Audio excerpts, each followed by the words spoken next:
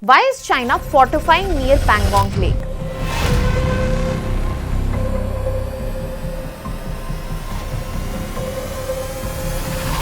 On which side China stands, peace talks or power play? And why India must watch closely and also act? While India and China reopen borders, resume the pilgrimages and also talk reconciliation, Beijing is quietly arming the border. And this is where we get to see an immense gap between diplomacy and reality. Hello everyone, welcome to Vajiram and Ravi's Flash News. My name is Shubhangi Singh and today we are going to understand that why China is creating a build-up near LAC and how consequential it gets for India. So let us start with understanding that what exactly China is doing. So recent satellite images clearly show that there is a rapid construction of an air defense complex which is on the eastern edge of the Pangong Tso. And this site is only 110 kilometers from the Galwan Valley where we saw the clash in 2020 itself.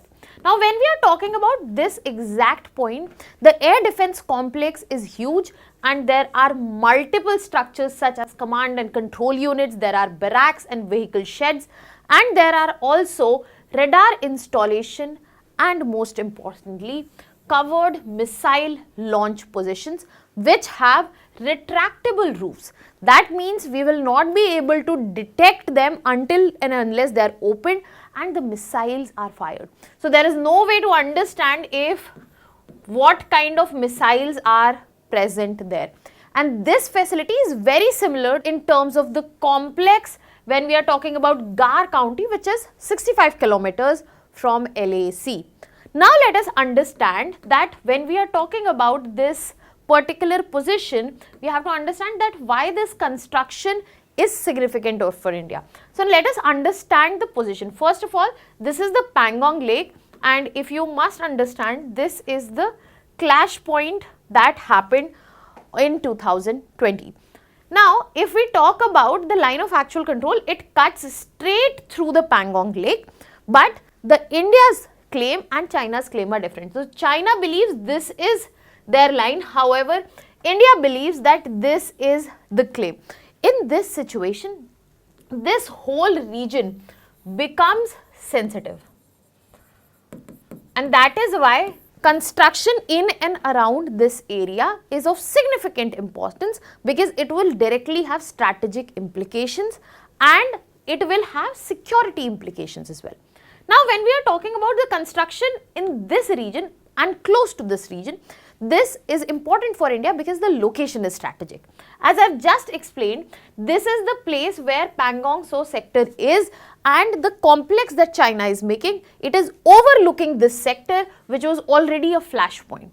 Furthermore, when we are talking about covered missile base which have retractable roofs, as I have just explained, they indicate that there is a preparation that there will be quick and concealed missile deployment by China whenever required.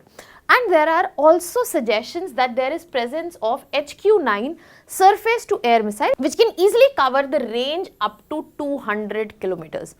And because of this ability, these systems can easily neutralize Indian air dominance that exists especially in the Nyoma region and also the Leh bases.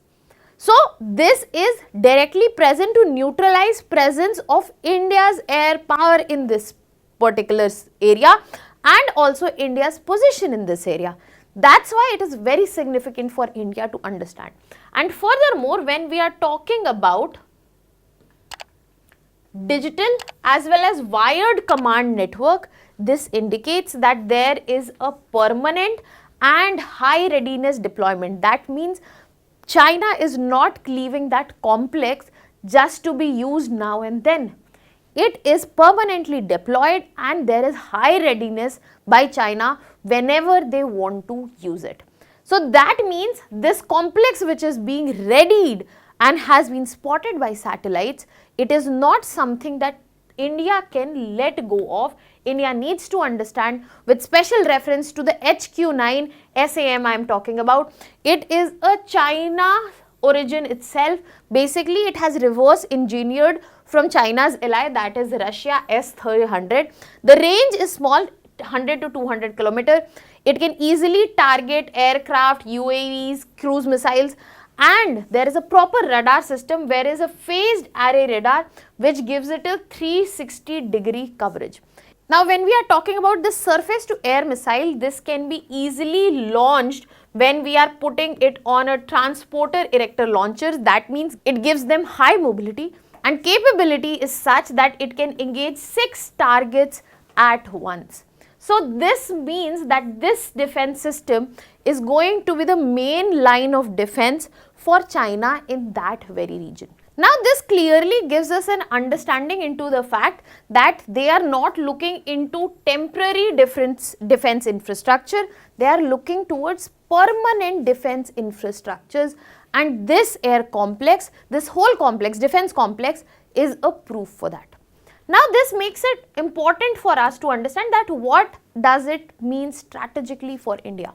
So when we are talking about India, the first thing that we need to understand here is the fact that it will have direct tactical implications. As I said, that this defense complex gives the cover of Indian airfields in Ladakh, especially when we are talking about Nyoma, Leh base and Thoise.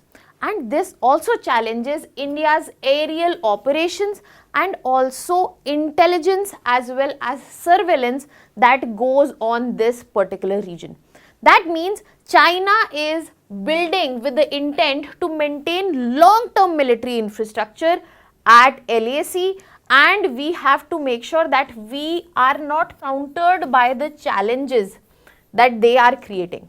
Furthermore, apart from tactical implications, there are direct strategic implications. By strategic implication, I mean at one point China is in conversation with us on the table, where we have resumed trade, where we have reopened pilgrimage, but at the same time China is not shying away from militarization of border, and this is also helping PLA's anti-access and area denial posture when we are talking about western sector.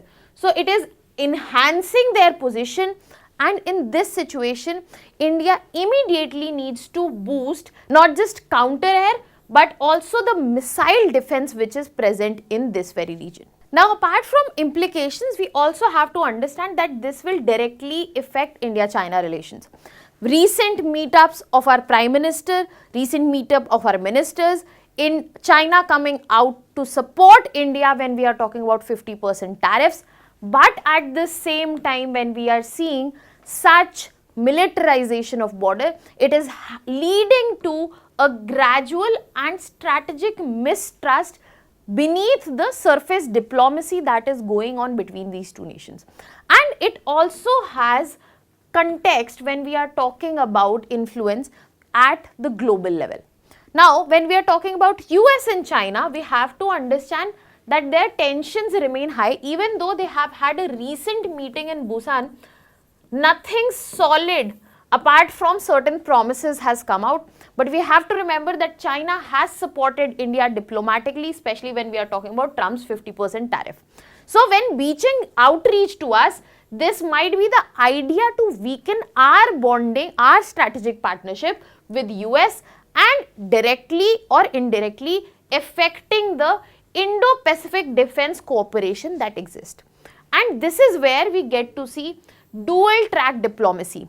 At one place there is peace overtures where peace conversation, and other place we are seeing a tactical build up. But this is what China has been doing for long, that is talk and fortify. That means keep them engaged in conversation, but at the same time make sure that you are protecting what you want, you are consolidating what you want, expanding wherever you want. But this will not serve India's interest, and that is why it becomes important for India to act on this as soon as possible. How that can be done? That will be done if we have a proper infrastructure in place in that region, and we need an immediate infrastructure push in Ladakh. BRO has already upgraded the Mud airfield, which is at the height of almost 13,000 feet, and We have Nyoma airfield expansion, which is almost near completion. We need further better connectivity to DBO, that is Daulat Beg Oldi, Galwan and Chumar, so that when we are talking about quick deployment, that can actually be executed in real time. Other than that, we also need to focus on defense modernization. It's not just the infrastructure, we need to fight technology with technology. In this situation, Akash NG surface to air missile systems and also Israeli Spider systems can be employed, and we need to come up with indigenous radar and missile integration so as to not only address this build-up but also make sure that we are doing indigenous production under Atmanirbhar Bharat. Now, this is not the only point where India needs to watch out for. We have to still look into the network expansion that is being done by PLA. We have to understand the radar, electronic warfare, SAM linkage, infrastructure symmetry. China is building basically multiple mirror complexes across sector. Some of them might be real, some of them might be just to create panic. And the most importantly, there will be a difference in deployment based on seasons. Because winters are extreme, that is the time where they might be preparing for to actually create a problem. Furthermore, we have to bring in a diplomatic balancing with being on a vigilant position with cyber and surveillance integration as well. Because if we are not going to use these systems, be it the wired one or AI assisted one, we might lack on it. Now that was all from my side. Thank you so much.